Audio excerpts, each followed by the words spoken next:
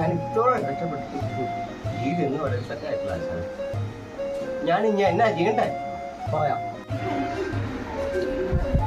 അതായത് വീട്ടിൽ നീയും നിന്റെ ഭാര്യയും 2 മക്കളല്ലേ ഉള്ളൂ. നമ്മൾ പണിയൊക്കെ കഴിഞ്ഞ് വന്നിട്ട് അവരുമായിട്ടൊക്കെ ഒന്ന് ഇരുന്നിട്ട്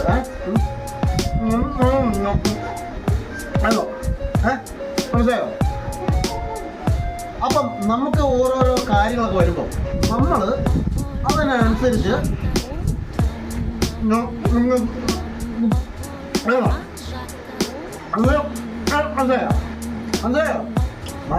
മനസ്സിലായെന്ന് പറയാവുള്ളൂ.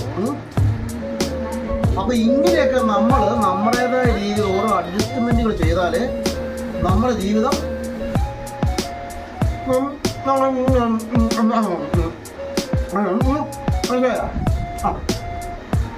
എടാ ഇങ്ങനെയൊക്കെ അങ്ങ് ചെയ്താൽ മതി, ജീവിതം